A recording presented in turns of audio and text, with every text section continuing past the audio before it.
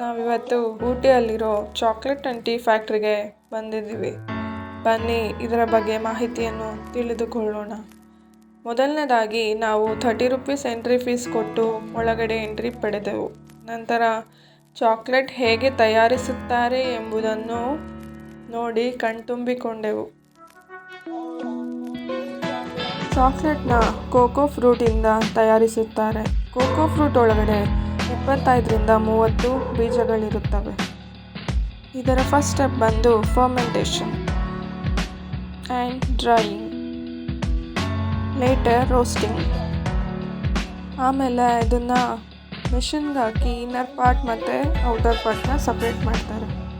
ಸ್ನೇಹಿತರೆ, ನಂತರ ಇದರಿಂದ dark chocolate, brown chocolate, white chocolate and sugar free chocolate ತಯಾರಿಸುತ್ತಾರೆ.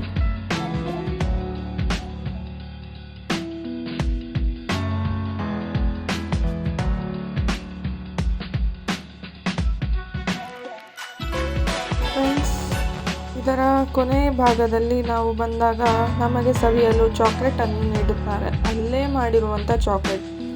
ಸೊ ಅದನ್ನು ನಾವು ತಿಂದು ಸವಿದಿದ್ದೇವೆ. ತುಂಬ ಚೆನ್ನಾಗಿತ್ತು.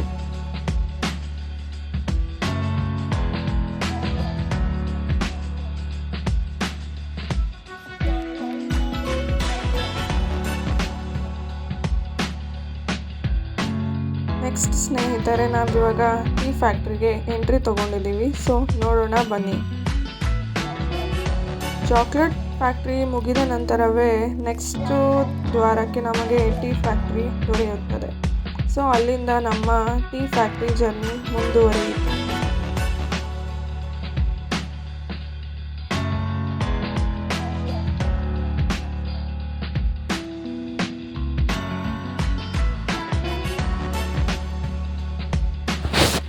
ಸ್ನೇಹಿತರೆ, ಊಟಿ ಯಾವುದಕ್ಕೆ ಫೇಮಸ್ ಹೇಳಿ?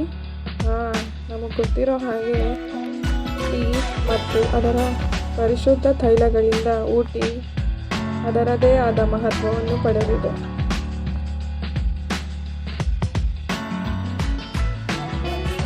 ಸ್ನೇಹಿತರೆ, ಇಲ್ಲಿ ಟೀ ಪೌಡರ್ ಹೇಗೆ ತಯಾರಿಸುತ್ತಾರೆ ಎಂದರೆ, ಮೊದಲಿಗೆ ತಾಜಾ ಟೀ ಗಿಡಗಳಿಂದ ಎಲೆಗಳನ್ನು ತರುತ್ತಾರೆ. ಅದನ್ನು ವಿವರಿಂಗ್ ಆಗಲು ಬಿಡುತ್ತಾರೆ. ನಂತರ ರೋಲಿಂಗ್, ಅನಂತರ ಫರ್ಮೆಂಟಿಂಗ್, ಹಾಗೆ ಮುಂದೆ ಡ್ರೈಯಿಂಗ್ ಹಾಗೂ ಗ್ರೇಡಿಂಗ್.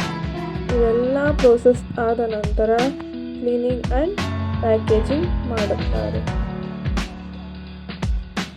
ಇದೆಲ್ಲ ಆದ ನಂತರ ನಮಗೆ ಅಂಗಡಿಯಲ್ಲಿ ಸುಲಭವಾಗಿ ಟೀ ಪೌಡರ್ ದೊರೆಯುತ್ತದೆ.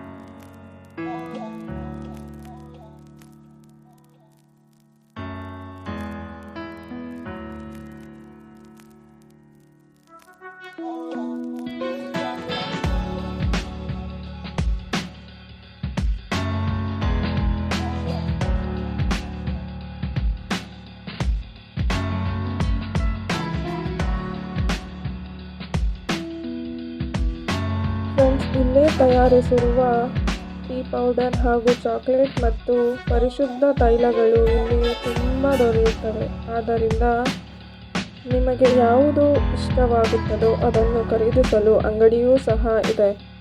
ಸೊ ಇಲ್ಲಿ green tea, lemon tea, cinnamon tea, masala tea, black tea ಹಾಗೂ ಇನ್ನೂ ಇತರ ವಿವಿಧ ರೀತಿಯ ಟೀಗಳು ದೊರೆಯುತ್ತವೆ.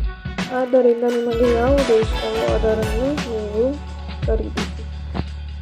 ಫ್ರೆಂಡ್ಸ್, ನಮ್ಮ ವಿಡಿಯೋನ ಲೈಕ್, ಶೇರ್ ಆ್ಯಂಡ್ ಸಬ್ಸ್ಕ್ರೈಬ್ ಮಾಡೋದನ್ನು ಮರಿಬೇಡಿ.